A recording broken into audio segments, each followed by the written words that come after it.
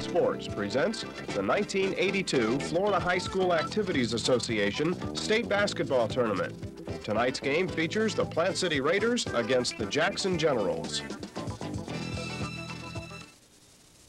Welcome to the second part of the doubleheader action tonight between Jackson and Plant City. I'm Rick Potlock along with Bob Kaufman. We'll be calling the play-by-play in color. Bob, we should be having a great game tonight. Number 3 for Plant City, Horace Bradnax, is going to be firing that ball all over the court. Brodnax is a great shooter. I saw him at 2 different camps this summer, and he's not bashful about putting it up. He's a streak shooter. If he hits 1 or 2, he's going to hit 5 or 6 in a row. If he misses 1 or 2, he's going to do the same thing. And I believe he got 47 the other night against Lakeland Kathleen when they beat Kathleen, in the game, the finals of the sectional to get here. And I know Kathleen can play. So even though Plant City is like an unknown quantity, they must be good to, been able to beat Kathleen like they did. And on the Jackson side, we have the outstanding play of Ted Edgecombe and Chauncey Robinson. And incidentally, Chauncey Robinson was the recipient of one of these trophies. This is courtesy of ACAN Trophies in Hialeah. It signifies the Most Valuable Player Award. And just to show you how big this trophy is, this microphone is about 6 inches high. So you can see the difference in the two. And it's not a small trophy, to say the least. Yeah, Rick, and you're 6'8", so you can just see how big that is. So we're really looking forward to having some exciting action tonight. Stay tuned for the starting lineups and the play-by-play. Chauncey Robinson to do the honors for Jackson. Ball tipped out, and the Generals get it off the nice play by Richard Perry in the backcourt. Jackson decked out in white and orange for the Plant City Raiders. Outside shot by Gary Armstrong, rolls out, no good. Chauncey outside, but a travel called on Donald Hill. Rick, I hope for the fans' benefit and for Chauncey's benefit that he plays as well as he's played the last 3 games, because if he does, the fans are going to go out of here buzzing on just what a great performer he is. And it's going to take some to equal the performance of Otis Smith of Jacksonville Forest from last night. Watch number 3 in the bottom right of your screen. He's the big shooter for Plant City. His name is Horace Bradnax. Holding the ball high, that's number 12, Remy Watson. He gets it inside. That goes to Joe Davis, who's starting. And a foul will be called on number 24. That's Richard Perry, and it'll be taken out. Right, you're right on Brodnax. He's just an amazing shooter, and you can't stop him. He's like Robert Williams. You can't stop him from shooting, but he is a streak shooter. Watson inbounds to Brodnax, and he gets it right back again. 7:10 to go, first period. Ball knocked up in the air. Richard Perry almost had it, but Brodnax gets it back. Fires about a 25-footer. Off the top and in. This crowd is really loud, Bob. We've got about 8,000 people in the Lakeland Civic Center. Beautiful move by Chauncey. Beautiful. You're right. It's 8,000. I would say 7,400 of them are for Plant City. And the remainder are for Jackson. Jackson brought up a nice contingent from the Miami area, and I know if they win tonight, we'll have an even bigger crowd coming up for the championship tomorrow. Right, it's hard for the Miami people to get up here to see these games until Saturday, so we hope we got 2 of them, for tomorrow. We've already got Edison. We're trying out. Jackson's in a 1-2-2 defense, or excuse me, a 3-2, and Chauncey will drop down from his position to defend low. Holding high, dribbling the ball was Watson. Watson gives off. Driving shot up, no good. That was taken by Greg Gilman. Rebound, Edgecombe got it. Outlet pass to Richard Perry. Perry gives to Robinson, to Hill rather. It goes inside to Edgecombe, and Edgecombe is fouled from behind by number 13, Joe Davis. Right, Jackson immediately showing what their strategy is going to be. I was talking with Jake Caldwell before the game. They're trying to take the ball underneath to get the Plant City kids in foul trouble. Jackson will have a very big height advantage. Inbound to Edgecombe. He pops the jumper from the foul line. No good. Gilman got the rebound. Outlet pass to Brodnax. Left-handed dribble, then right-handed. A bounce pass underneath. Inside. I believe we'll have an offensive foul, Bob. That was kind of a questionable call, but it's in Jackson's favor. And they call it on Joe Davis. Fans don't like it too much either. One thing about Brodnax I want to tell you before, he's got, I think, the quickest release I've ever seen. It's impossible to block his shot because he's almost shooting it really on the way up. Donald Hill gives the ball back to Richard Perry. Backdoor play, almost a stuff, but they missed it. Rebound shot put up and in by Teddy Edgecombe. We saw that very effective last week against American. It's amazing how that works, but again, when you're playing defense, you go with the flow of the ball. And you go that backdoor type of situation, and it works, and Jackson runs it to perfection. Jackson playing tough defense back in their own area. Inside play goes to Gilman. Gilman over Edgecombe, shot no good. Notice right there, before the foul's called on the player from Plant City, Gilman was a little intimidated when he got the ball underneath. Instead of going up strong, he took a fadeaway jumper.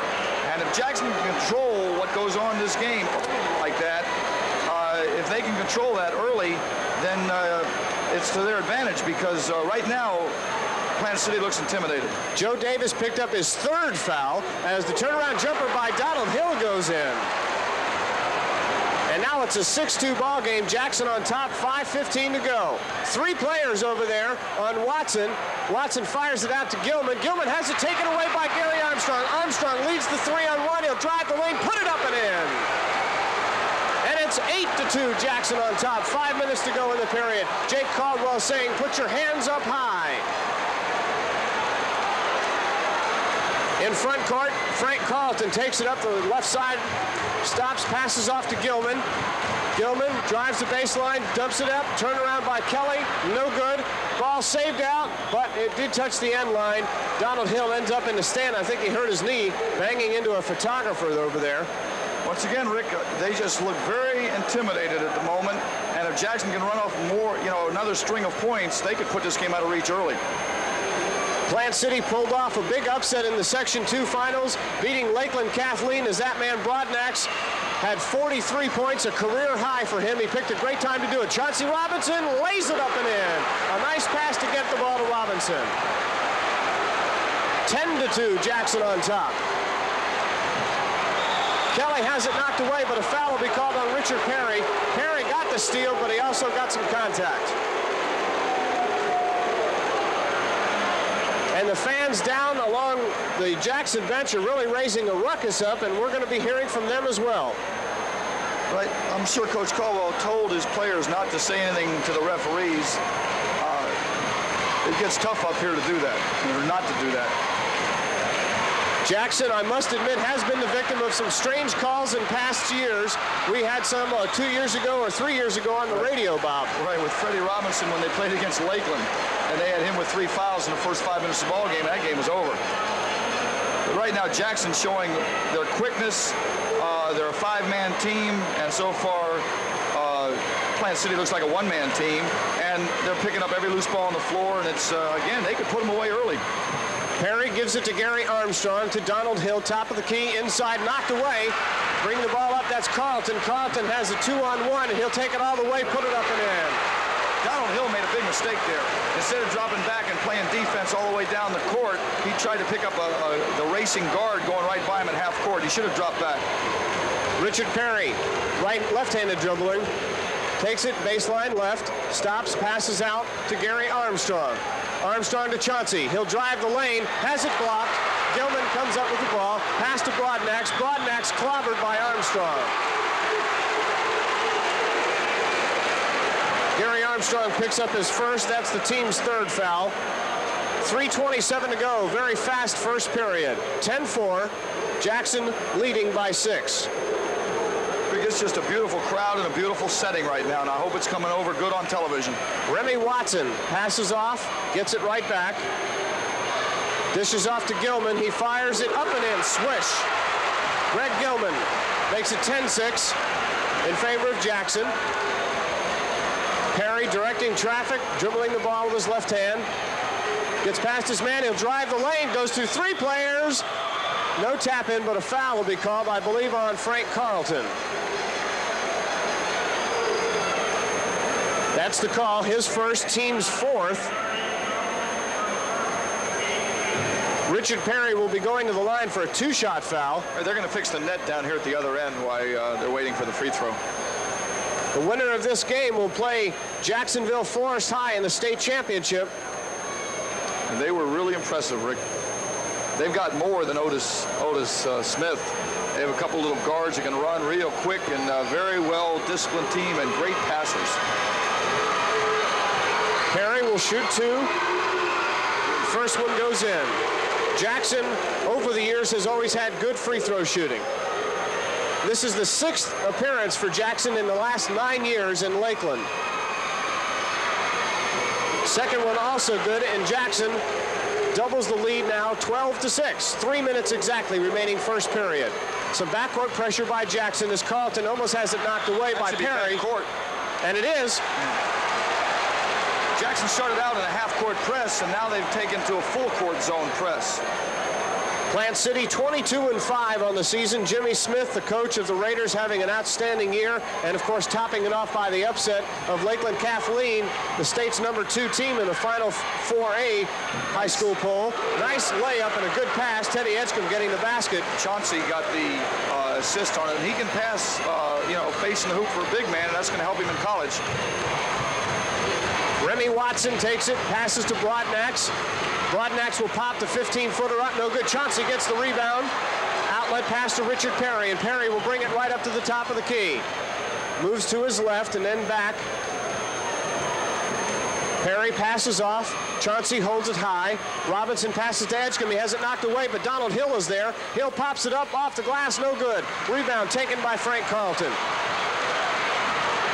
Broadnax will take it all the way, put it up over Robinson and in. That was a nice move because he switched from right hand to left hand when he was in the air. 1:57 to go, first period, 14-8 our score. Edgecombe on the turnaround is fouled from behind by Broadnax.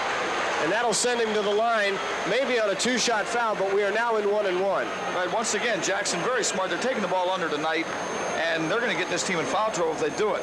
As long as that game is played underneath the hoop, Jackson's going to be in control. Teddy Edgecombe will go to the line. It is a 1-1 situation.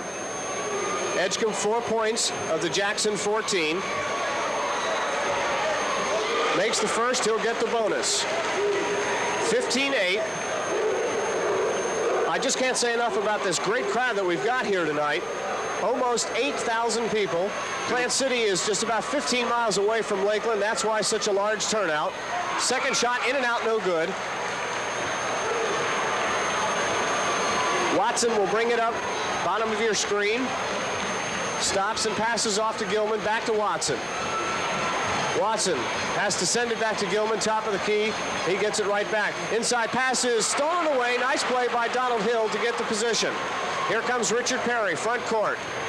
To the left side, bottom of your screen. Then he'll move out towards midcourt. 1:25 to go, first period. Gary Armstrong has the ball. Passes to Chauncey, baseline right. Back out to Donald Hill. Hill to Richard Perry, and around the horn to Armstrong, who pops the 20-footer. Off the glass, no good. Tap up by Hill twice, no good. Rebound taken by Watson, and Watson is going to be fouled by Edgecombe. That was a little nickel and dime call that could, that didn't have to be made. Referees tonight, Robert Sweet and Robert Turntine. They call the foul on Edgecombe for blocking. That's his first and the team's fourth. So both teams from now on will play in the bonus situation. 1 minute, 8 seconds to go. Jackson having the 7-point advantage, 15-8. Broadnax with the ball. Drives through 3 players. Has it go in and out. Donald Hill got the rebound.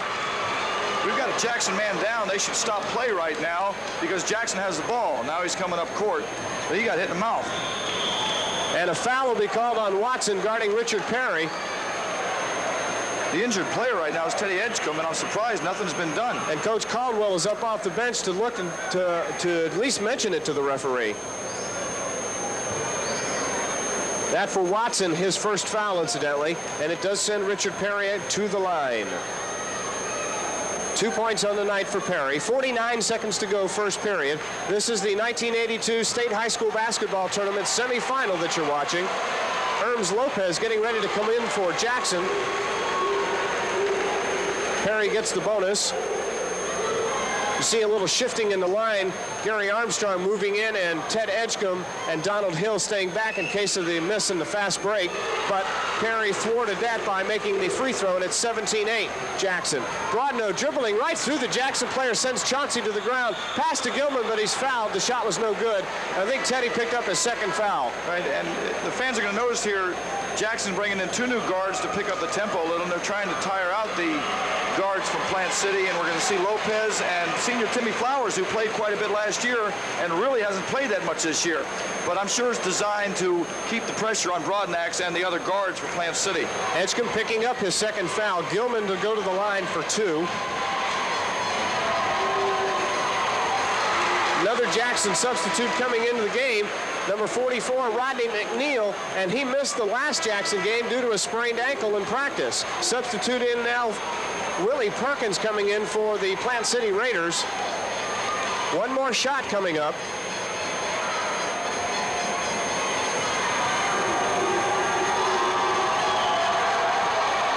Gilman makes that one, and it's now 17-9. Timmy Flowers will bring it in front court. Flowers to Lopez. Lopez likes to gun it from outside, and the ball was last touched by Lopez, and Lopez has a little look of disbelief over there. That was a good call, though, really. He shouldn't have put the ball on the ground. The kid had him cut off going to the sideline. He should have either stopped his dribble or given the ball up, one or the other. Jackson back to a half-court press, 1-2-2. Broadnax with the ball, guarded by 2 players. Timmy Flowers, one of those. The other was Donald Hill. Outside shot by Perkins off the glass, no good. Should be on number 30. And it is.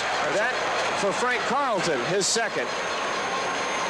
We've got 17 seconds left, Rick, and I believe they'll go for 1, or they'll be shooting 1-on-1 down the other end. It'll be interesting to see if Jackson will put the pressure on if he hits.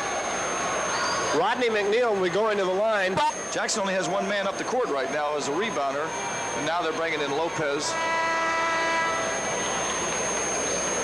Ed DeShazer comes in for Jackson, replacing Chauncey Robinson. This is a smart move, Bob. It is, because what they're doing, besides didn't want Chauncey to pick up any silly fouls with 17 seconds to go, he's letting all of his kids get their feet wet. And that's important up here at the state, and then when they're needed later, you know, they might be able to contribute. Also gives Chauncey a chance to rest a little bit more. An errant pass goes out of bounds, and it'll be Jackson ball with 12 seconds. That really was a good pass, though, had the kid been running like he should have to the basket. Broadnax looked one way past the other, and it should have been a 2-point play. 12 seconds to go. Jackson has it. Tim Flowers brings it front court. He's picked up at midcourt by Willie Perkins. Outside by Lopez is up no good. 4 seconds on the clock. Turnaround jumper. DeShazer with 1 second goes in, and Jackson takes a 19-9 lead after the first period. That'll do it. We'll be back with more action in a bit. We're getting ready to start the second quarter, and after watching the first quarter, I just defies my belief. So this team could have possibly beaten Lakeland Kathleen. Now, I know the game was at Plant City, and that would have something to do with it. It did go overtime, and I think it was a 1 or 2 point ball game. Broadnax must have had the game of his life, and by the point total, he did, scoring 43. That's Chauncey Robinson's number, coincidentally. Well, he had to, because I saw Kathleen 2 times, and I just know how much better they are than this team. Chauncey Robinson on a great alley-oop pass from Flowers. They do not look when they're going back. They turn their heads. You know, they turn their heads to the ball, and you can't do that when you're dropping back on defense in transition. The foul was called on Ed DeShazer. That was away from the action, a pushing foul. And that'll send to the line number 14, Willie Perkins.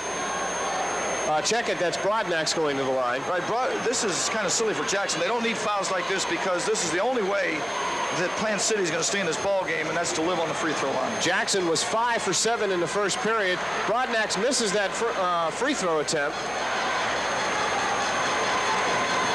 Incidentally, Plant City was only 1 for 2 from the line. Jackson leading at 21-9, 7:38 to go in the half. Lopez drives the lane, pops it up, really unorthodox style. DeShazer got the rebound, but a foul called on DeShazer. Let's see, a silly shot like that not only is a miss, and it kind of makes everybody else mad on your own team, because they're saying, geez, I don't need to watch this. I can shoot a shot like that. And then they pick up a foul, and it's going to be 1-1 on the other end. It's like a 4-point turnover. This could end up being a very long game because of the free throw attempts. Well, with 8,000 people here, they deserve to get their money's worth. Shot up and no good. They're missing a lot of them. The shot was taken there by Suarez Worth. Flowers holding high. McNeil back to Flowers, top of the key. Flowers drives the left side. He traveled. That'll cost Jackson some other points here.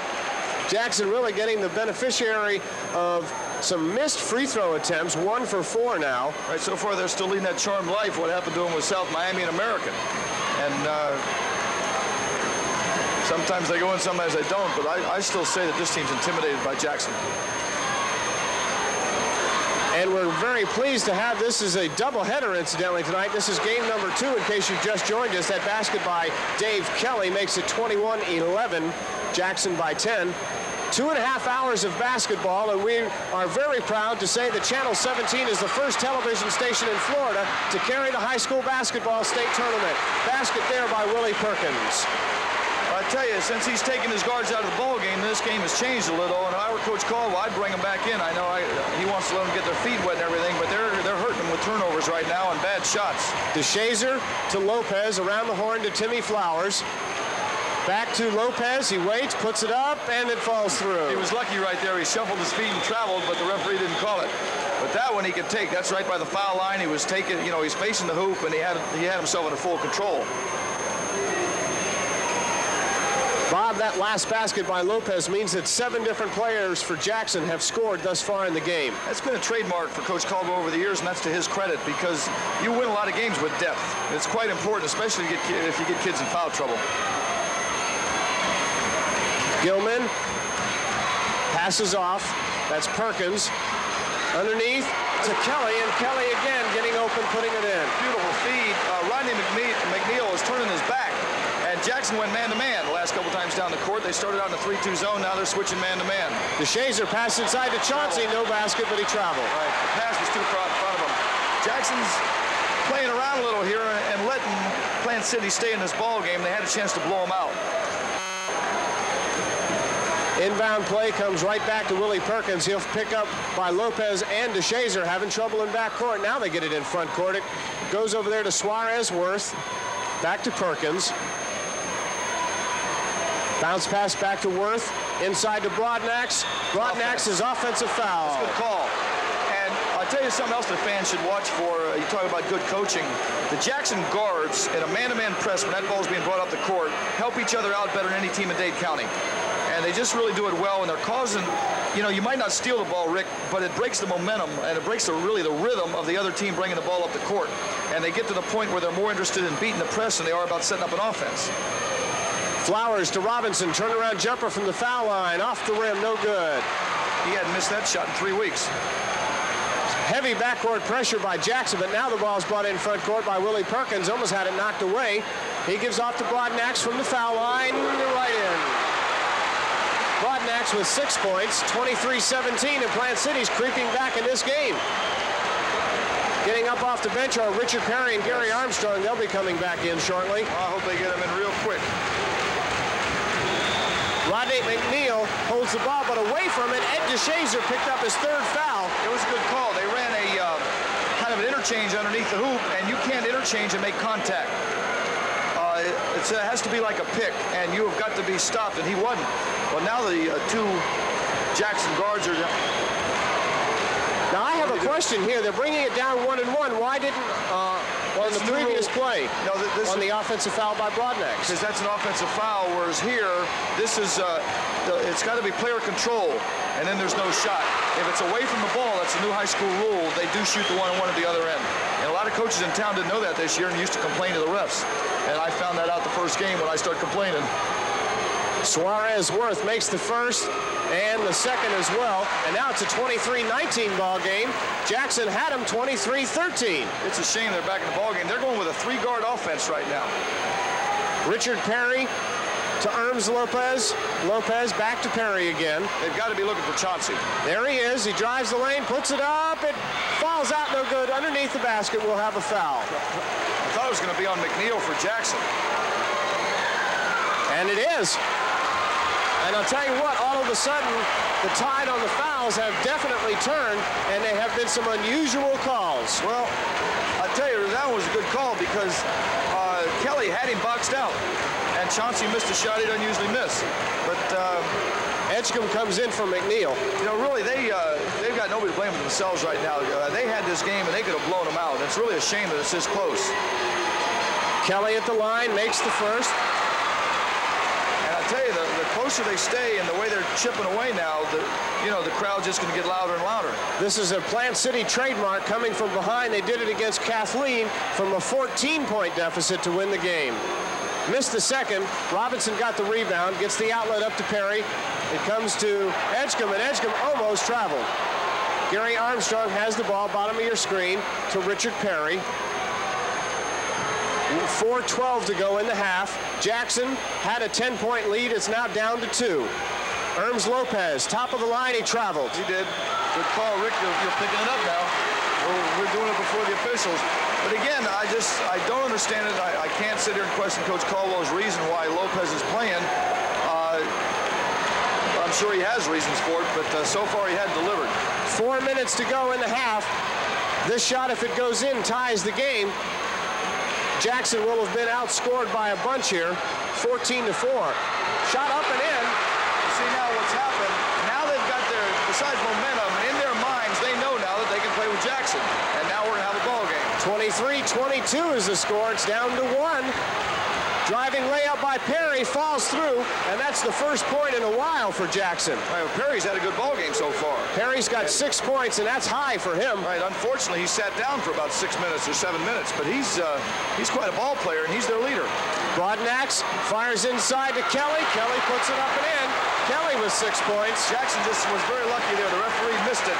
Jackson player did not have his foot out of bounds when he took the ball in, and that's a violation, but it wasn't called. Armstrong to Lopez, the foul line to Perry. Perry looking for Chauncey. He finds him. Chauncey drives in. Good move by Robinson. 8 points for Chauncey. Notice again how well he can play facing the hoop, and this is why the college coaches want him. You know, most kids in high school, when they play with their back to the basket, have trouble adjusting when they get to college to face the hoop. But Chauncey has no trouble at all with it. Turnaround jumper. This goes in by Gilman, and it seems as if all of a sudden Plant City can do no wrong at their end. Well, notice they're taking the ball to the hoop now. Earlier they were fading away jumpers, but now they're going to it because they've got their confidence up. Armstrong fires it up, no good. Broadnax gets the rebound. Long pass. This is going to be a stuff. I can see it coming. There's been a whistle. There was a whistle down here. I believe there's a foul down here on the release on the pass. 3-0 for a pushing foul, and it does come down for 1-1. Checking the call on Teddy Edgecombe. Right, he did signal, though, Rick, you're right. He signaled 3-0, and we don't have a 3-0, but it is on Edgecombe.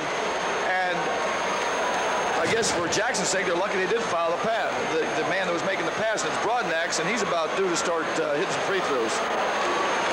1-1 situation. Broadnax at the line. This one ties it up. In and out, no good. Oh, good. I put the kiss of death on him. I'm good at that, you know. Yeah. You're just rubbing off on me. Chauncey Robinson, pass inside, knocked away, but a foul reaching over. That'll be Dave Kelly's first. Kelly, the tallest player on Plant City at 6'4.5". Right, that's an advantage, though, that Jackson has because Chauncey is so tall, and he's got the long arms, and he can make that pass in there, and there's no way to stop that pass from coming in.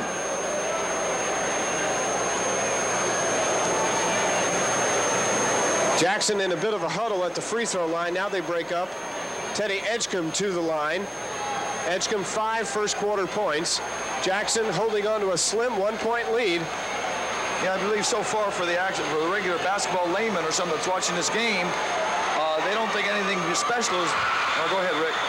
No shot, says the referee, and they call the foul, I believe, on Suarez Worth off the rebound. Right. Yeah, that could have gone either way, too. That could have been a hoop. But getting back to what I was saying, it doesn't look like they're doing anything to stop Broadnax out of the ordinary. But if the fans will watch, when Jackson's in a 3-2 defense, the point guard, or the point man, which is Chauncey, does not do anything to stop the point guard coming down from Plant City. 19 first half fouls. I'm sorry, Bob. Go ahead. I'll get to it later. The fans will see it later on the screen. Robinson makes the first. I started to say 19 first half fouls have been called by the referees, 10 on Jackson.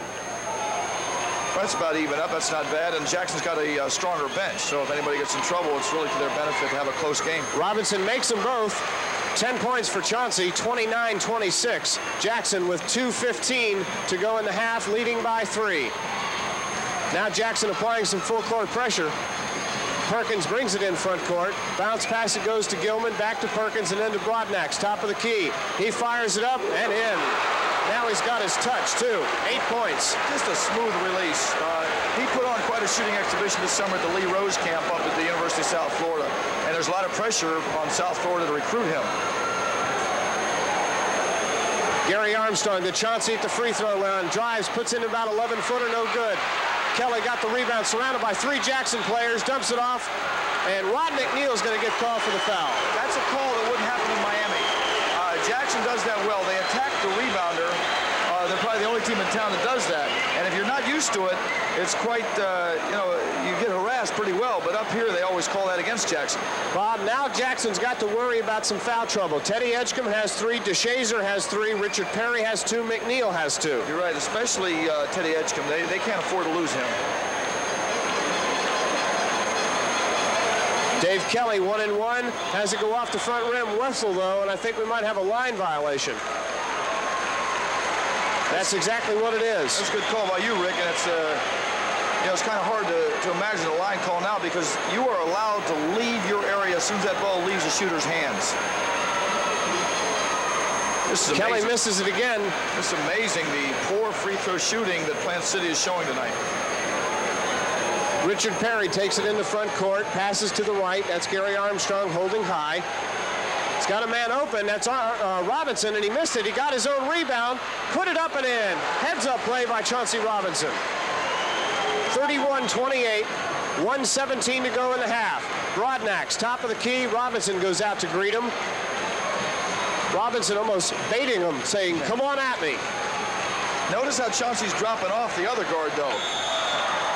I'll tell you what, away from the camera, Richard Perry got called for a foul, and that was a real poor call. You'll have to pardon my bias there, but it was. And hopefully they're not going to give him a 2-shot foul. He did make the pass. It was almost a travel. They called Perry for slapping at the forearm of Broadnax, and it was just a real strange call. Broadnax makes the first. He'll get a bonus. 31-29 is the score. Tony Roberts comes in for Jackson. He replaces Perry, who's picked up his 3rd foul. That's another player we've got to watch. Broadnax makes them both. 31-30, 1 minute, 2 seconds to go. Jackson, as you remember, had that 10-point lead at one time. McNeil, turnaround jumper from the free throw line, bounces around and goes in. 45 seconds to go, first half. Broadnax guarded by Roberts and Robinson and Armstrong. Right, notice how they're sloughing off, and then he outside. They're sloughing off Perkins, and finally Perkins put it up there. They've been sloughing off him the whole game. That shot's available to him anytime he wants it because they're so aware of Broadnax. McNeil to Chauncey at the free throw line. About a 14-footer, rolls out, no good. Donald Hill got the rebound but blew the shot. Perkins got the rebound. 15 seconds, and this shot could put Plant City ahead at the half. 10 seconds on the clock. Broadnax has it. 9, 8, 7 seconds now. Inside with 4 seconds rather, 3 seconds, 2 seconds, and a foul is going to be called on Robinson, and another strange call, Bob. It's just a shame. But, you mentioned about the clock. Notice where that clock is situated. Only Miami High and Dade County has a clock there, and the kids are not used to that. Now, of course, Bob, we've got a situation, if we can get our cameraman Chip Richards to look at the Jackson bench, I got a feeling that Tony Roberts might have dislocated his shoulder. He is really hurting. He fell down hard on the shoulder, and I don't want to say that, of course, meaning that I think that's what happened, but he's holding that shoulder, and it looked at a really strange angle. And he was really hurting. There you see in the bottom of your frame one of the Jackson officials working on it.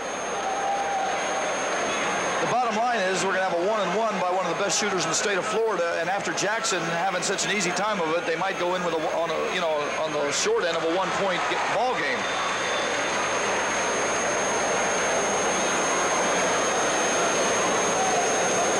And that could really hurt Jackson's depth because Richard Perry has 3 fouls. Getting back to this thing on the clock, when the clock started to run down, they were underneath that clock. You've got to be away from it to be able to look up and see how much time is left. It's a tough clock to look at if you're not used to looking up at something like that. Most high schools have the clocks on the end of each, on each end of the floor. Broadnax will be shooting at the line, 1-and-1. He swishes, and that ties it. This one could put Jackson down by 1 at the half. 1 second remains on the clock. Not much chance of anything happening. Misses that one at the buzzer. Robinson just fires the ball up, and I'll tell you what, it came close to making it. And at the half, we have a tie score, 33-33. We'll be back in a moment. This is Coach Lee Rose from the University of South Florida, and Coach, comments about the game. It's really an exciting game, and it's a fitting climax to the 4 games that we've had here today, to have this 4A game just as exciting and tied up here at the half. And some outstanding talent out there, Bob. I realize you've been under a little bit of pressure to go after number 3, Mr. Broadnax. So I remember him up at your camp, and I know the people in your area would like to see you sign him. Well, we think he's an outstanding prospect, just like Chauncey Robinson's an outstanding prospect. There's some fine players here in this tournament, and we're going to continue recruiting them right on through until April the 14th when we can sign them. Coach, how about educating the people of South Florida on the program at the University of South Florida? Because, you know, I've talked a little about it before, and being at the Sun Dome, it's a gorgeous facility, and just whatever you want to let the people know. Well, we have a university that has about 24,000 students on 1,800-acre allotment of land, and I have one player who is from Miami. I don't know if you're too familiar with George Azacordia, but George plays for us. And he used to score against us pretty well. Well, he's a nice player and a fine young man, and next year he'll have to take a leadership role because we lost 3 of our seniors this year. They were our leading scorers and rebounders and assist people. So we have a fine program, a growing program, and it's going to continue to be that way. I know a lot of people who follow your program want to know why you didn't do as well as some people might have thought, but when you lose a guy like Tony Greer, who's an All-American, and he also runs your team. Well, expectations differ with different groups, and we started the year with some injuries, and they continued all the way through the season, and we never really got together as a cohesive unit. Now, you ended up with some injuries at the end of the year, and you know what I'm talking about. And that's why I'm here, and that's why you're here instead of at the NCAA. Right. But if we had been able to play as a unit all year long, I think we would have been better. And I think at the end of the year, when we did get them together, we played very fine basketball. Recruiting-wise, have you got any commitments yet? Or yeah. Okay, Bobby, that's it. Commitment out of Curtis Kitchens. He's from Fort Myers. He's a very fine player, 6'8". And we're going to bring in 4 players, and we're pleased to have him so far. Coach, thanks a lot for dropping by. Really appreciate it. Thank you. Just about ready to begin the 3rd quarter of play. Chauncey Robinson going up against Frank Carlton on this tap. And it's controlled for the 3rd time by Richard Perry and Jackson. Richard Perry will take it all the way up, stop, pop up the jumper at the free throw line. It's up, no good. Rebound put up and in by Donald Hill. 4 points for Hill. Leading scorer for Jackson was Chauncey Robinson with 12. 6 points out of Richard Perry, 5 from Teddy Edgecombe. Traveling call, and Jackson gets it right back. Continuing with that scoring, 2 points each from Lopez, DeShazer, Hill, Armstrong, and McNeil. Broadnax, the big scorer for Plant City, had 11, 6 points each for Kelly and Gilman. 4 points each from Perkins and Worth, 2 points for Carlton. Outside, Gary Armstrong tries the shot up, no good. Perry got the own rebound, though, for Jackson. Pass out, Armstrong, 22-footer up and in. Gary Armstrong, and now it's 37-33. Jackson up by 4. Broadnax has it knocked away, but they get it right back. Carlton got it. Top of the key, it went to Remy Watson, over to Gilman. Baseline right, no shot. A foul on Ted Edgecombe, and he'll go to the bench, Bob. I believe he's got 4 fouls now. How can you do this to me? I just got up here from the stairs, and you're asking me questions. I'm not in shape like I used to be, Rick. First foul in the 2nd half, but as we mentioned, that's the 4th foul on Ted Edgecombe. Right, he's got to get him out immediately. And the Mountain is getting ready to come in. That's Everett Jackson. They list him in the program at 6'3", 235, but I think that's a little bit of a fabrication. This man is huge. The only problem with that, though, is you're bringing another kid who hasn't played yet.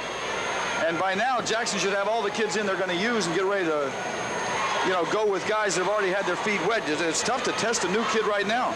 Broadnax being guarded by Perry. Inside ball knocked away. That's a good call. Call a foul on number 13. That's Joe Davis, and that's his 4th. Right, he pushed him in the back going after the ball. And Dade County teams don't usually get those calls up here at the state tournament, but we got that one. And Everett Jackson does check into the game. Also, Kelly comes back in for Plant City. Perry brings it up to front court to Donald Hill, bottom of your screen. Hill to the right, it goes to Chauncey, fires outside, off the rim, no good. Richard Perry got the rebound though, sends it out to Gary Armstrong. Armstrong passes it to Chauncey Robinson, top of the key, to Armstrong. Armstrong pops it from the outside, off the glass, no good. Over the top goes Donald Hill, he's guilty of the foul. Right, good call. The Plant City player had perfect position underneath, and he did go over the top of him. 6:16 to go in the third period. Jackson coming out in a half-court press now, and you might not think that does a lot, but when you keep changing from half to full, that does throw off the rhythm, and there's a silly foul in the backcourt by Chauncey. But it throws off your rhythm. You do not attack a half-court press the same as you attack a full, and all you're doing is getting the other team to start thinking of what's going to happen to them, and they forget about their offense, and they're more worried about beating the presses. Remy Watson has the ball, gives it to Broadnax for the Plant City Raiders. 22-5 on the season. Inside play. Right. The foul. Right. Big Everett Jackson picks up his first. That's the fourth, and very quickly, we have just played 2 minutes and 2 seconds, and Jackson has already found themselves in the bonus situation. Right, this is the same thing happened to Edison this afternoon, but this is a little better ball club that Jackson's facing. And foul shots could do them in. Gilman hits the side of the board, but somehow comes up with his own rebound, and Jackson again commits a foul. All right, Jake ought to get him out. There's no sense having him in there right now. But they're going to the free throw line, and it's going to be, they're going to the free throw line for the next 14 minutes. And that's going to keep them in the ball game, and it might win the ball game for them. It's really a shame.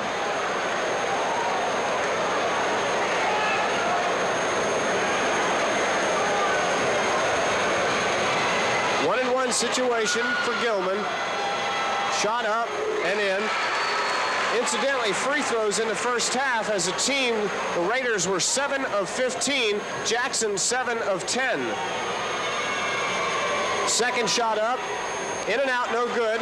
Kelly got the rebound, gives it off to Gilman. Hook shot goes up and in.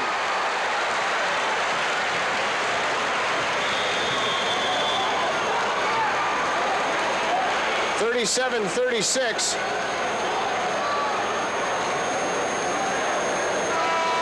Pushing foul is called. And the foul was called on Watson. That's his second and the team's second here in the second half. 5:40 to go in the third period. Jackson 1 point lead. Richard Perry to Chauncey Robinson. He holds high, bounce pass into Hill, turnaround jumper up and in. It was a nice feed by Chauncey, and I'm surprised they haven't gone to that backdoor alley-oop play since right at the beginning of the ball game, because Plant City is still man-to-man. Broadnax has the ball knocked around, still gets it.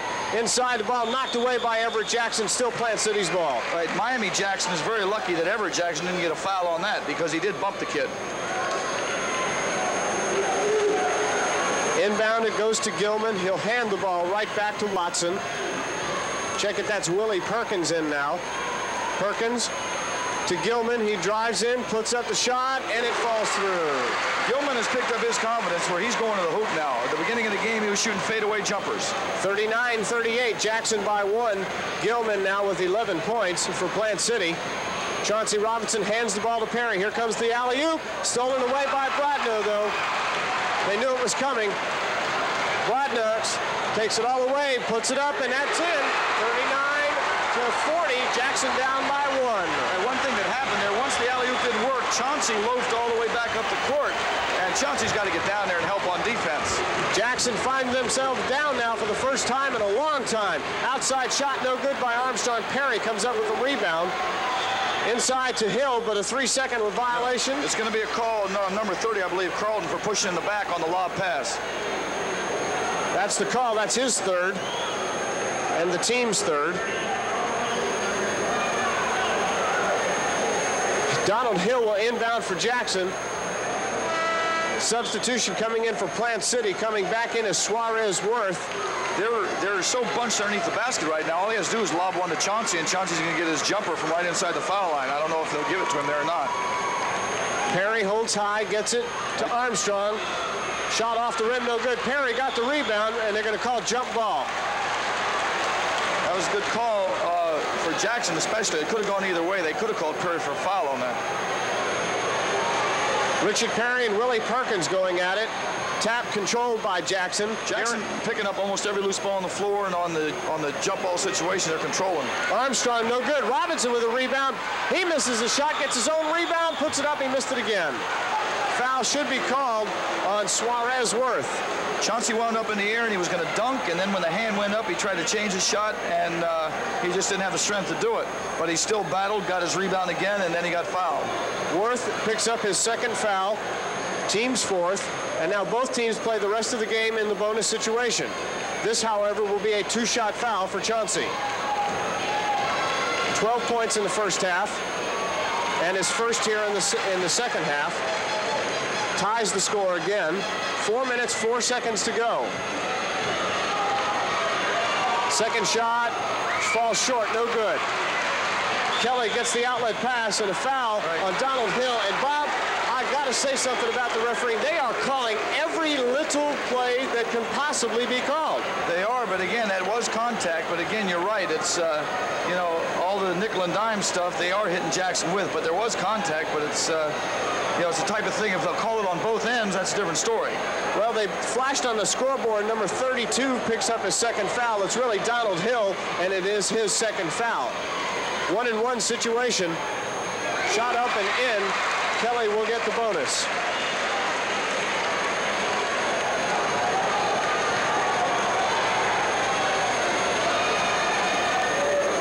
Kelly makes the second one as well.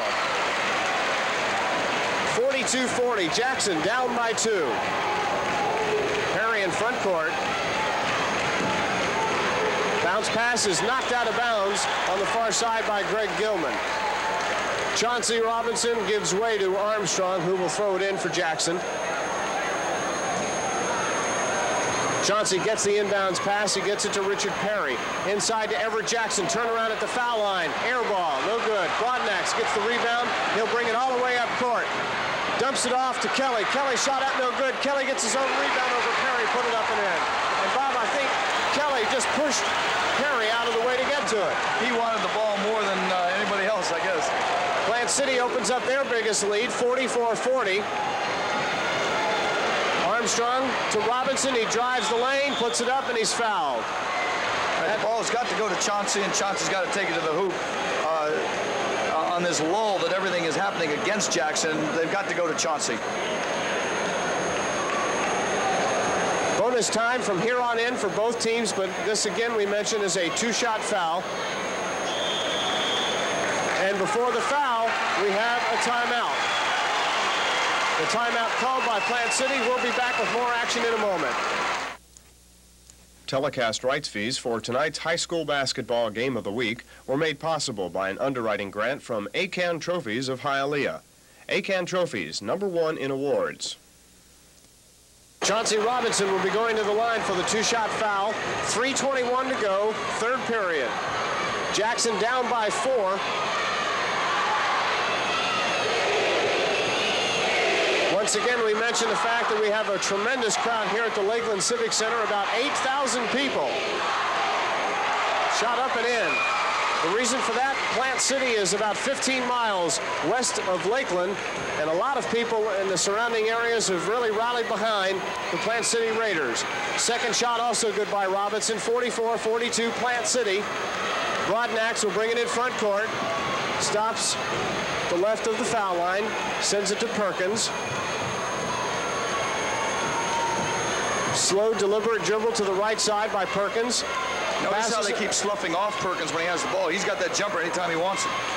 Perkins drives the lane, puts it up underneath the basket, no good. Kelly got it, however, for the Raiders, and they send it back out to Perkins, top of the key. Tries to pass inside, can't do it, though. Gilman is going to be fouled there by Gary Armstrong. And it's on the pass, so it's going to be a 1-on-1, Rick. Second foul for Armstrong.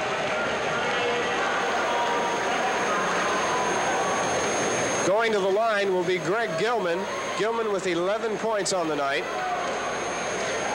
We have mentioned this a couple of times. The winner of this game will face Jacksonville Forest in the state championship tomorrow. Of course, we will see that on WLRN next Monday night, should Jackson be involved. For the benefit of the people in Miami, I hope they are, because it's, besides just rooting for the home team, I'd like to see the Miami people get a chance to view this kid from Jacksonville Forest. We're talking about Otis Smith, who had just a fine night last night, 24 points, 17 rebounds, 5 block shots. He's one of the most highly recruited kids in the United States. Second free throw made, 46-42, 2:44 to go in the third period. Jackson at one time had a 10-point lead and let it get away from them. Chauncey Robinson will drive inside, put it up, short, no good. Battle for the ball, jump ball between Everett Jackson, it looks like. Maybe Chauncey Robinson. They call it Chauncey Robinson and Suarez Worth, and Everett Jackson was right there too. It could have gone to either one. He ought to tap it right at the hoop and hope that Hill goes right after it. He should tap it straight at the hoop. And he went sideways. Instead it goes to Lopez, who has to fire the ball straight up right into the arms of Broadnax. Long fast break to Perkins. Tries the shot. He missed it. Turnaround jumper up, no good by Watson. Was 2 key misses, and they might think about those easy cribs that they just missed later on. 2:10 to go in the first half. Third period. Lopez with an underhand shot. I don't know why he took that one. Rebound taken by Perkins, knocked away. Notice again how Jackson attacks the defensive rebounder, Rick. Perkins inbounds. Gets it back in the front court now. 1:55 to go in the third period. At the line, Perkins fires it to Broadnax.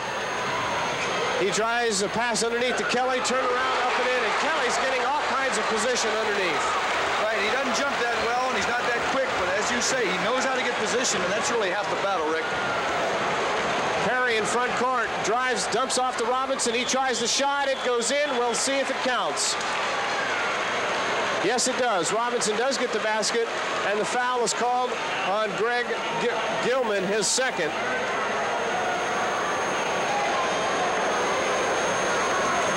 Chauncey will go to the line. They changed the foul. They call a foul on number 11 on the scoreboard. Now they've corrected it to Gilman, and they say Gilman has 3 fouls.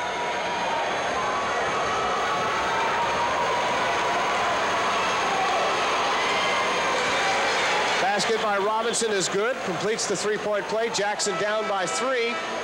Substitution. Coming in, number 30, Frank Carlton. And how about this? They call this a basket and a 1-and-1. So Robinson has 1 more shot. Yeah, they're questioning it down here, and it happened after. You know, it happened after, the shot was made. It wasn't during the shot itself. And the fans are upset. They don't understand the reasoning behind it. But the way Jackson's playing, we'll take anything we can get, Rick. Robinson with a chance to make a 4-point play, and he does so. Makes it now Plant City 48, Jackson 46. 1:28 to go in the half. Carlton will drive all the way down, then try about a 12-footer that's up no good. Everett Jackson gets the rebound. Bounce pass to Perry. Chauncey Robinson is breaking into the open. He'll try a short jumper that falls right through. 48-48. Now the Jackson fans are up on their feet. Full court pressure by the Generals. Perkins gets it in front court. Bounce pass to Broadnax at the free throw line. Broadnax picked up by Robinson on one side, Lopez on the other.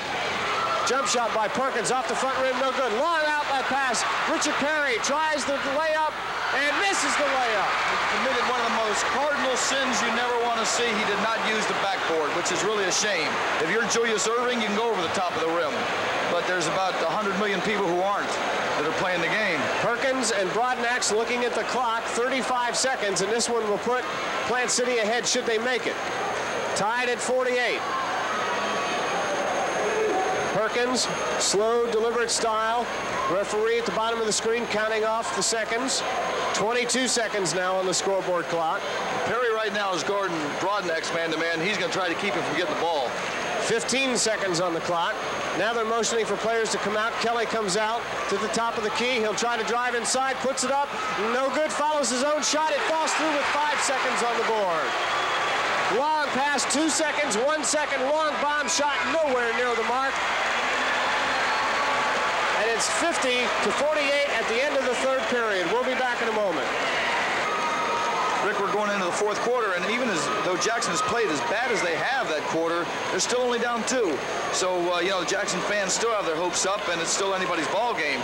Chauncey's starting to take the game in his own hands, which he should. He got their last 6 or 8 or something. He had 9 points in the period, 21 in the game, the leading scorer as well. Robinson goes up for the tip, and a re-jump will be called. Robinson and Kelly. Robinson goes up, the tap. That's a violation on Kelly. And they call another re-jump. Right, he's jumping across the line. You're not allowed to jump across that line like that. Again, they go up, and he did it again, and this time he's going to get called. It is. That's a good call by the ref. They should have made it the time before. That time he just shoved his tush right into Robinson and knocked him out of the area completely. This is a family program, Rick. That's why I used that word. Richard Perry has it, sends it to Chauncey. He'll drive inside, put it up, and it falls through. Chauncey Robinson, 23 points, and Bobby looks like he could be our ACAN Trophies Channel 17 MVP again. He should be. Outside by Broadnax, no good. Hill loses the rebound to Kelly. Over the top, Jackson really found him, but didn't get called. 3-on-2 to Chauncey, Great to Richard pass. Perry, and Perry put it up and in. Great pass by Chauncey. 52-50, Jackson back out on top for the first time in a while. 7:25 to go in the ball game. Lots of backcourt pressure. Now they get it in front court to Kelly. He's guarded by Jackson. Out to Willie Perkins. Inside to Kelly. He's got to go over Hill. Basket will count. Hill gets the foul. I really question that one too. It didn't look like there's anything unless the body contact occurred from the waist down. But the one problem here, Kelly can jump, and Everett Jackson really can't. Jackson has to expand too much energy. He's got to lean down and then go up. And they're going to be able to throw that alley-oop pass over Jackson like that. Now, we're talking about Everett Jackson, not Miami Jackson. Dave Kelly at the line to try and make the three-point play. Jackson has got to get a lead before we go down to the last 2 minutes, because I really think the crowd noise is going to intimidate the referees going down the stretch. Plant City on top again, 53-52. Lopez gets the ball. He'll drive to the basket, put it up, bad shot. Uh-oh, Plant City people are not going to be happy with this one. Or did he change it? Hard to say. I'm waiting to see who he's going to call this on. He's been pointing at number 30, but now it's going to go against Lopez. That was a good call. It should go against Lopez. I thought he was going to call it against 30, and there would have been an explosion in here. 7 minutes to go in the game. Plant City on top. We bring it down to the other end.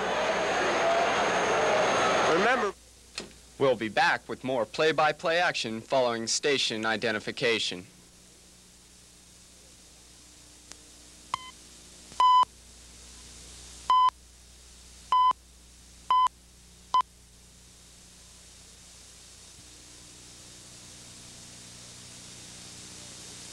telecast rights fees for tonight's high school basketball game of the week were made possible by an underwriting grant from ACAN Trophies of Hialeah. ACAN Trophies, #1 in awards. Suarez Worth at the line for the free throws. Misses it. Everett Jackson had it and lost it, but Perry comes up with it. In front court, Perry dumps it to Jackson. Bad pass. It goes right into the arms of Suarez Worth, and Chauncey Robinson fouled him trying to get the ball. That for Robinson, his second. That's the one man they can't afford to get in foul trouble. As long as Chauncey's in the ball game, no matter how bad things are going for Jackson, Miami Jackson has a chance to win the ball game. Miami Jackson as a team has committed 23 fouls thus far in the game, Bob, as opposed to 17 for Plant City. So far, that's almost even, but what's going to be crucial is the last 2.5 minutes of the ball game to see who they start calling stuff on. Worth misses the front end of the 1-and-1 again. Worth is killing him. He keeps missing free throws like it didn't mean a thing. Perry got the pass from Chauncey. Inside to Donald Hill. He gives to Robinson. He fires it up off the rim. No good. Everett Jackson got the rebound. Put it up and in. Good play by Everett Jackson. Big hoop, and Everett Jackson showed a lot of hustle. Puts Jackson back out on top as the basket by Jackson goes in, 54-53, 6:18 to go in the ball game. This game, the winner will meet Jacksonville Forest in the state championship for 4A. If Jackson is involved, we'll see that game next Monday night as part of the doubleheader with Edison. There's a foul on Everett Jackson. Only because of his size was that a call. But that would be called anywhere. That's not that bad a call. It's just a kid that big. When there's a crash of two guys going at the ball, it's just human nature for the referee to give it to the bigger kid. Everett Jackson, that's his third foul. It's a shame he didn't foul Suarez Worth. Now the shooter's going to the line. Maybe let's see if we can jinx him. Broadnax at the line has a fairly good free throw shooting percentage. He made that one tonight. 3 for 6, not one of his better performances now, 4 for 7. 14 points on the night for Broadnax, make it 15. Plant City back out on top, 55-54. Chauncey Robinson in front court. Guarded by 2, gets it to Everett Jackson. Jackson will drive to the basket, lay it up and in. That was a great move. He went in there left-handed, he went in there like he knew what he was doing. 56-55, Jackson on top. 55-47 now to go in the game. Broadnax being guarded by Lopez. Outside shot by Perkins, swish. Once again, we remarked before that shot's open all night if he wants to take it. 57-56, Plant City on top.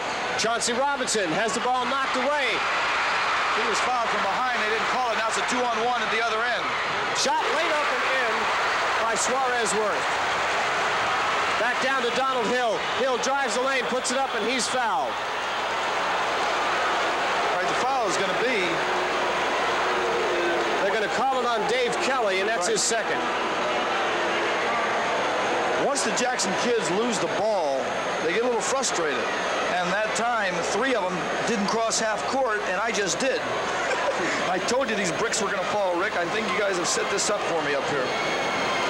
It's no fair. Who paid you off in Miami to do this?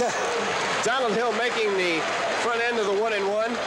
The cameras aren't on us in the booth, are they? No. I would have got a 3.5 rating on that one for... Bob just fell off his chair, folks. But they're on these bricks. I don't believe you did that to me. But what the I haven't fallen off. You're agile. 59-58, Plant City up by 1. Broadnax gets it in the front court. Driving through 4 players, puts it up and in. Good play by Horace Broadnax. 61-58. Jackson could be in danger of having their season end. Lopez dumps off to Robinson, puts it up and in. And he was fouled. Nice feed by Lopez. Basket will count, and the foul will be on Kelly again, his third. They can ill afford to lose Kelly. He keeps Jackson honest because as long as he's in the game, you can't really concentrate everything on Broadnax.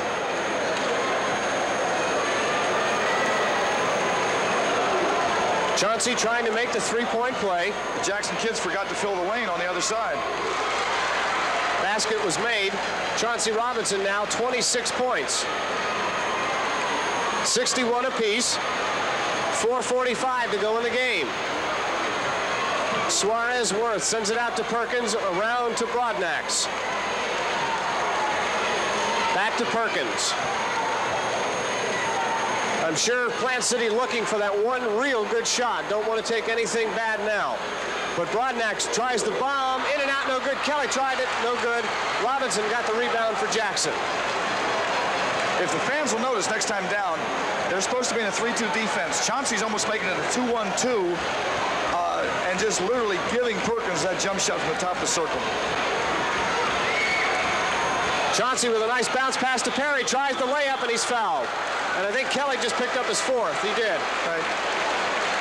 Nice feed by Chauncey, and Perry was smart enough to go to the hoop. And now Jackson is going back to what they did to get this big lead early in the game, and that's going to the basket and drawing fouls. Kelly goes to sit down with 4:05 to go. Richard Perry will go to the line, 1-and-1. Now check it, this is a 2-shot foul.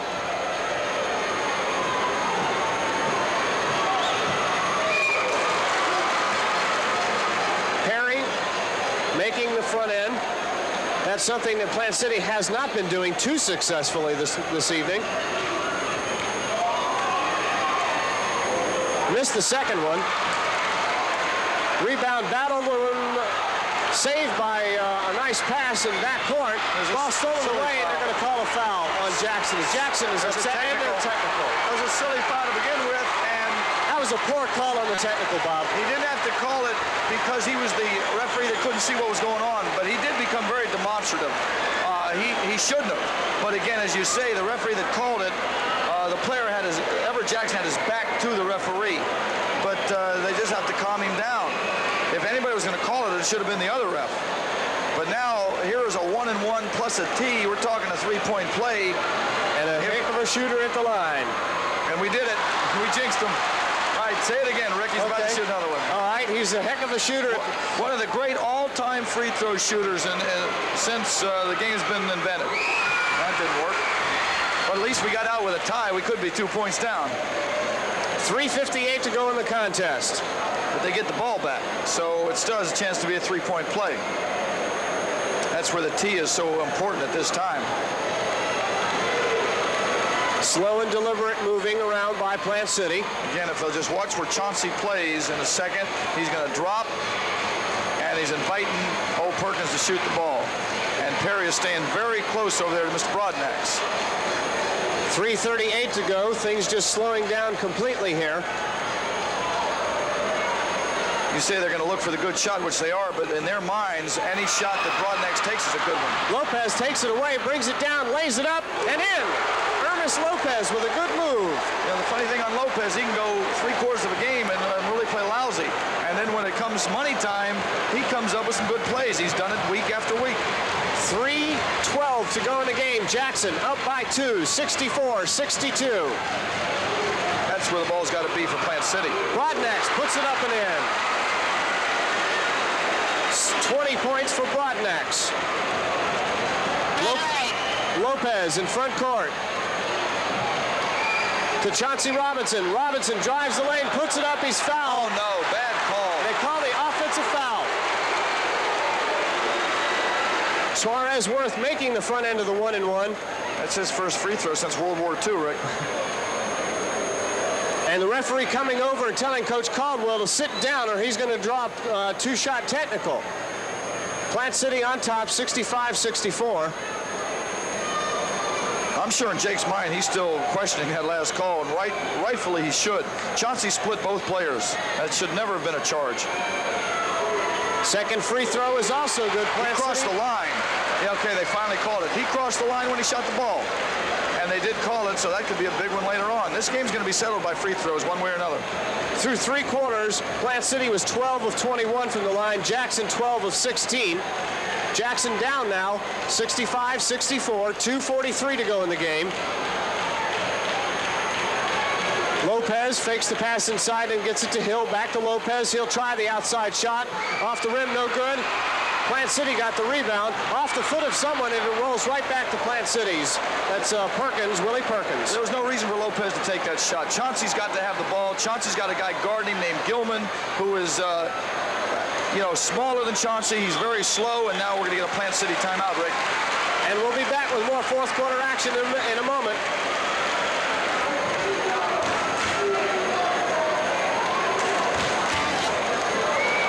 Two minutes, 18 seconds to go. Jackson down by 1. There you see the Jackson huddle. And don't forget, next Monday night on the high school basketball game of the week, the Class 3A state championship between Edison and Ocala Vanguard.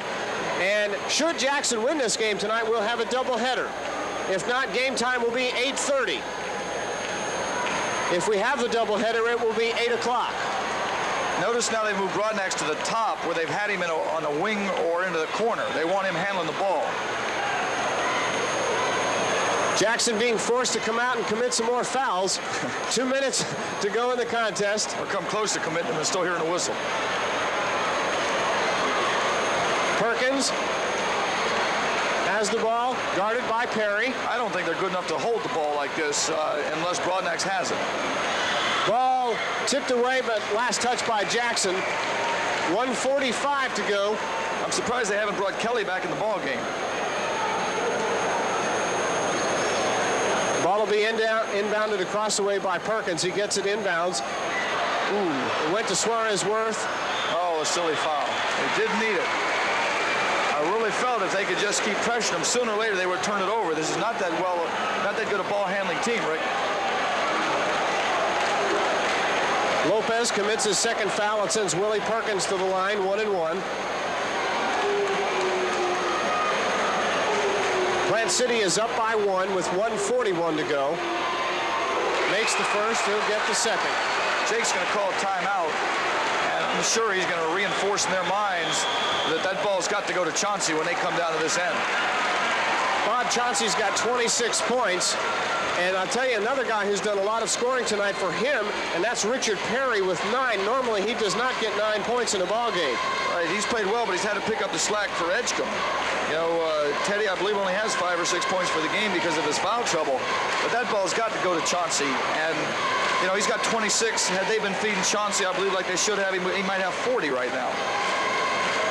I tell you, there's a lot of college scouts here from not just the state of Florida. All the major coaches are here from Florida, but there's a lot from around the country, and they're seeing in Chauncey Robinson a blue chipper. 26 personal fouls on the team called against Miami-Jackson. Rick, this game's going to get exciting, and I'm making a strategic move right now so I don't get any offensive fouls. I'm standing from now on. I'm not sitting on this. 46 fouls called in the game altogether. 26 called on Jackson. Teddy Edgecombe and Everett Jackson each with 4 fouls for the Generals. Play is back in. We'll have the second part of this 1-1 situation. Willie Perkins at the line. And he misses it. Chauncey Robinson gets the rebound. Jackson has a chance to tie the game now. It was a big miss. As you say, they have a chance to tie instead of needing 3. Lopez, top of the key. Gives it to Donald Hill. Back to Lopez. He'll drive to the free throw line, put it up. It's short, no good. Rebound is controlled. Look, they got a man all alone down here. That was a lucky call. Jackson kids are mad, but look down at the end of the court, and Gilman is all alone. That would have been an easy hoop for Plant City down at the other end. But again, I can't imagine Lopez shooting those shots. Donald Hill picks up his 4th foul. We bring it down to the other end. At the line, Frank Carlton.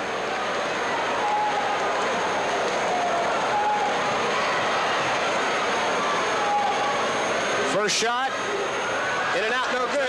Oh, Jackson's still getting the charm life because free throws could have killed him in any of their last 3 ball games. And then tonight, it's still saving them. Richard Perry to Lopez. Donald Hill has it. Chauncey really can't get free. Hill almost lost the ball. Now they get it to Chauncey. 4 players on him. Turnaround jumper up and in. Chauncey ties the score. That's why all they have to do is be patient and get the ball to Chauncey Robinson. Now I'm looking for Plant City to run this clock down to about 8 seconds before they take the shot. 50 seconds showing the scoreboard clock. Broadnax. All right, hopefully Jackson will be patient here. They don't have to foul, and he just did. Lopez picked up the foul. I don't understand it. Unless, you know, they're just counting on the charm again here on the missed free throw. 28 team fouls in the game against Jackson. And Jake Caldwell gets up off the bench. He wants a timeout. Right, he called timeout last time before the second shot and kind of rattled the players from Plant City. Now he's trying it before the first. There you see the Plant City Raiders in their huddle. Can we pan the crowd and show this scoreboard and just show what this place looks like? The scoreboard is situated right directly in the center above the arena. And there you see part of this crowd here. Oh, Chip is showing us a beautiful picture there.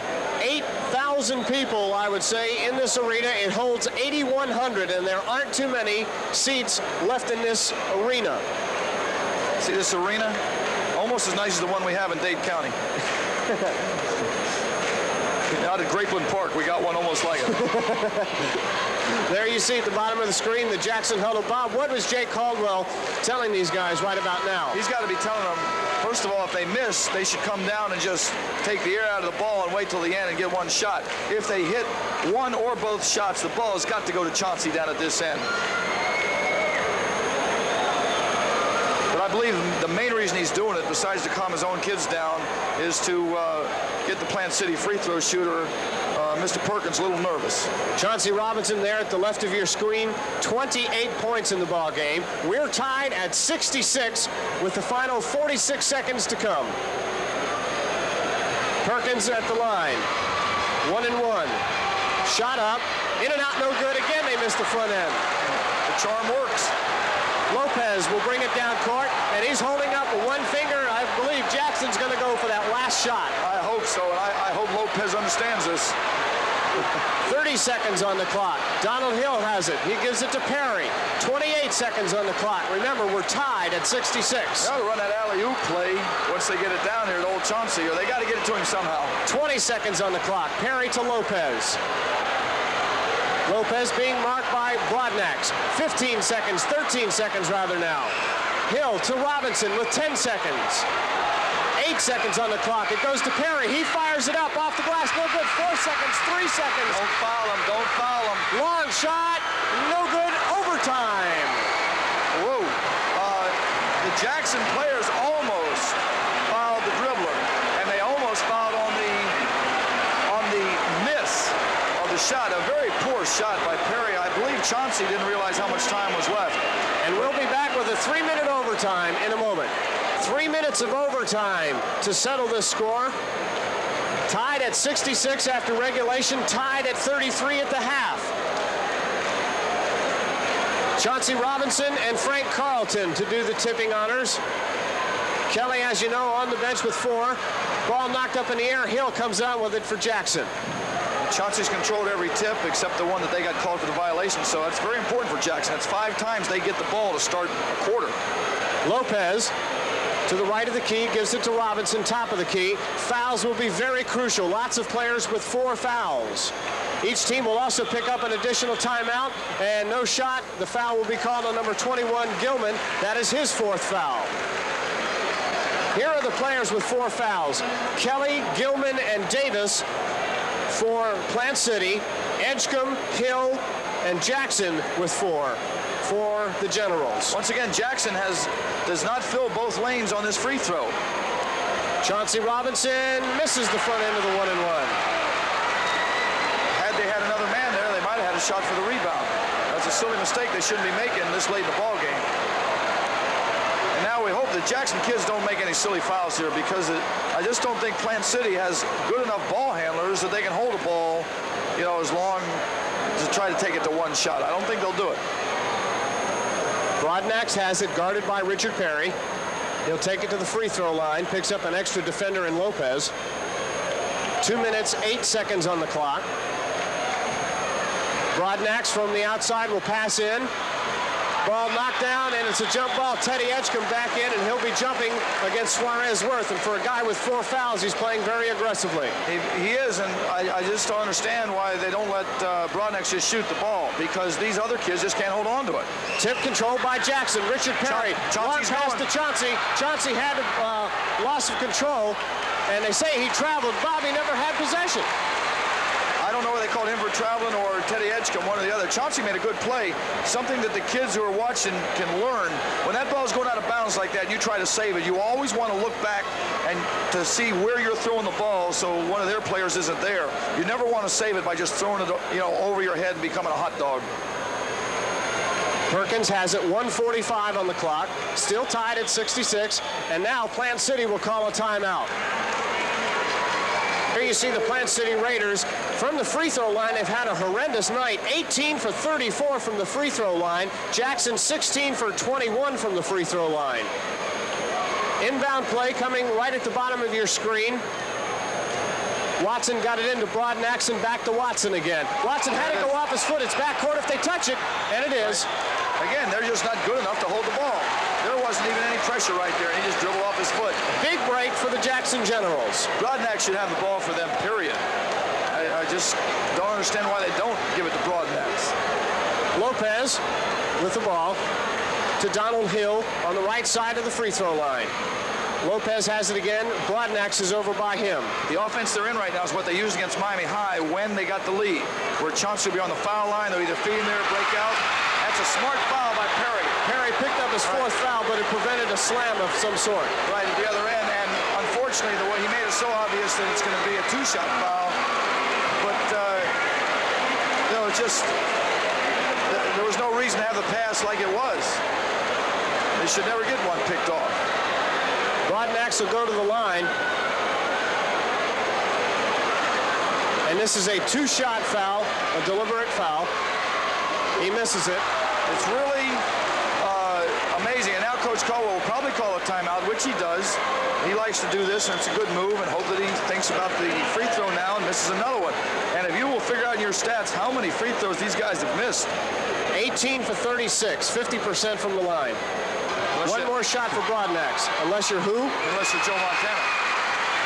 67-66. Plant City up by one. Richard Perry in front court. Perry with 4 fouls. Lopez has it. He has 3 fouls. Wide open is Edgecombe, but nobody sees him. Lopez gets it into Robinson. Turnaround jumper blocked by Kelly. Good block.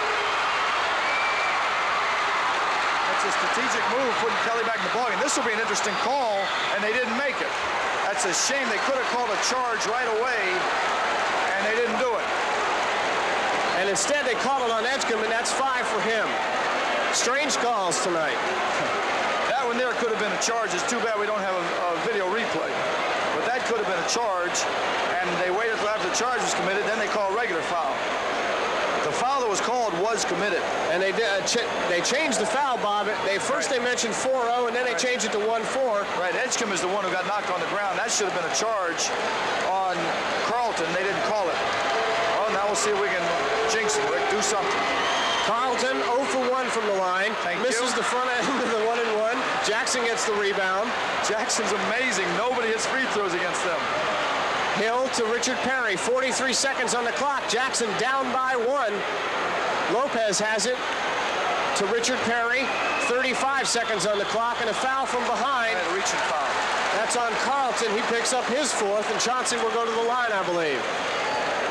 Well, if Coach Caldwell wants somebody at the free throw line in this situation, he's got the man. Chauncey wiping the perspiration off his hands on the socks. Robinson, 28 points on the night.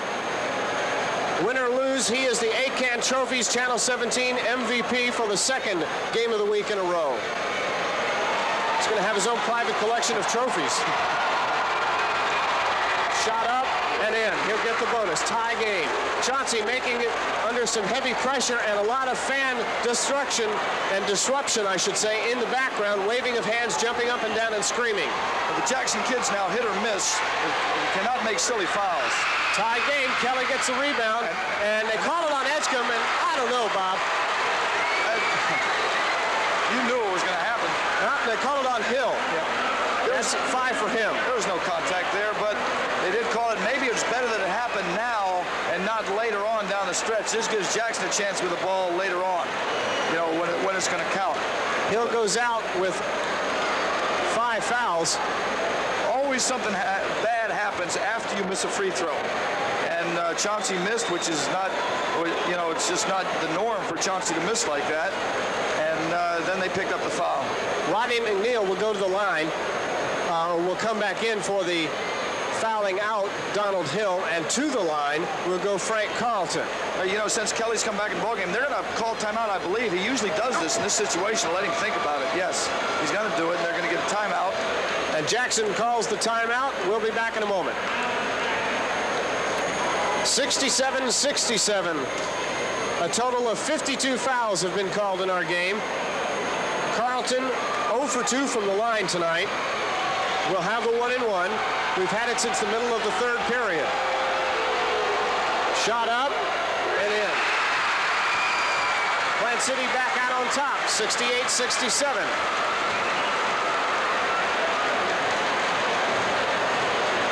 One more shot coming up for Carlton. Puts it up and in. 69-67. Perry brings it in front court. Look for Chauncey Robinson. But no, Perry takes it up, puts it up and in. It's a good call. It's a charge.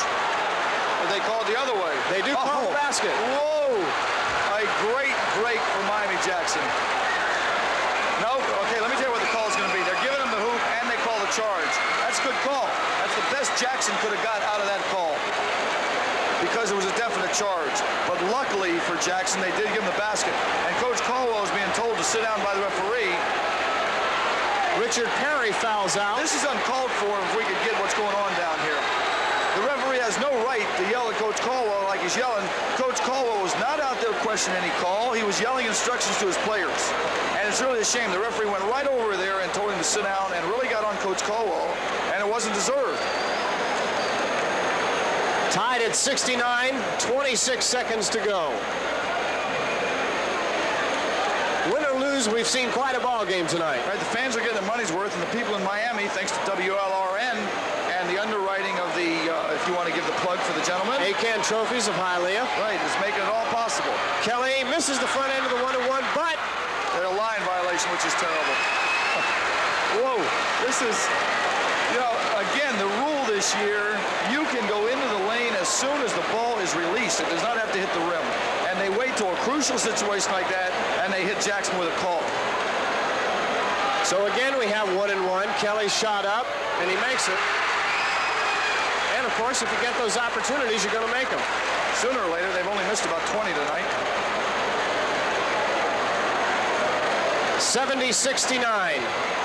Plant City up by 1. Second shot, in and out, no good. Robinson with the rebound. Jackson 25 seconds on the clock. Still has a big chance, and they've got to get it to Chauncey. Tim Flowers has the ball to Chauncey. He'll drive to the basket, put it up, it's short. Rebound controlled by Broadnax. They're going to have to foul him, Bob. He falls down, loses the ball, it rolls to Chauncey. Wait, and referees call the whistle. This is going to be interesting. It's going to go the other way.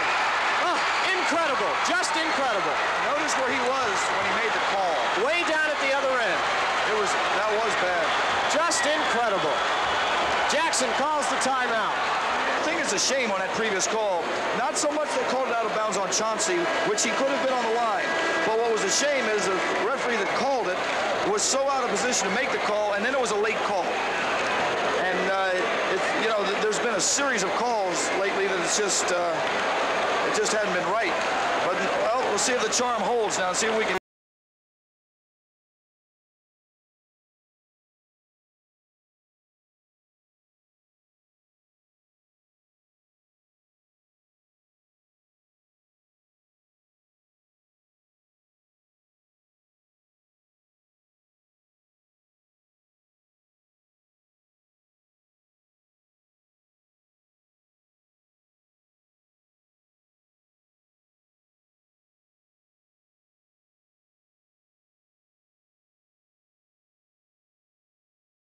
Come up with something constructive. But they've got to pressure the inbounds. If they do get it inbounds, they've got to foul immediately. Chauncey Robinson goes right over to where Perkins or Checkett Watson will throw it in. It goes to Broadnax, and Broadnax is going to be fouled from behind by Tim Flowers.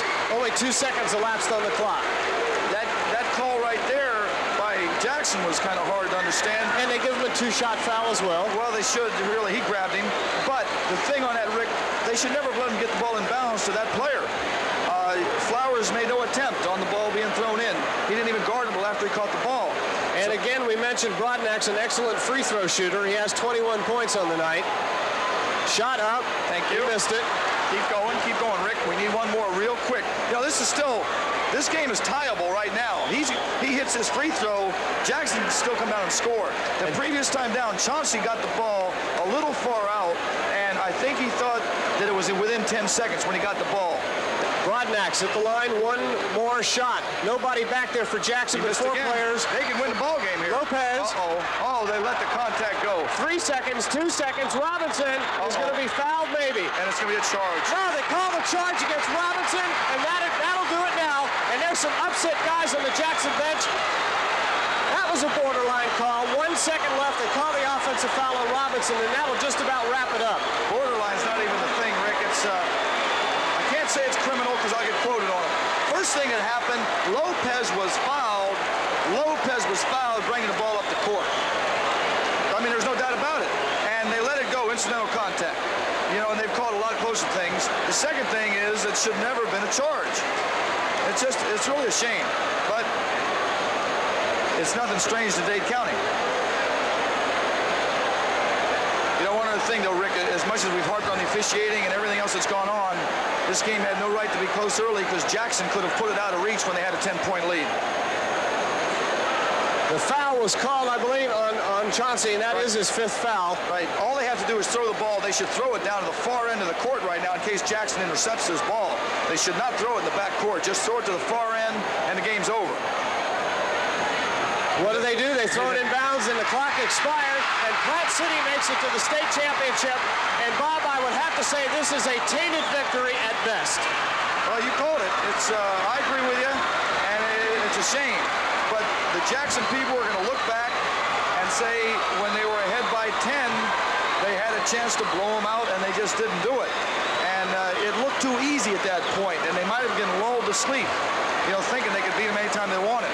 They should realize once they come up here to the state that they're not going to catch any breaks late in the ball game, and you just can't let the games get close. And telecast rights.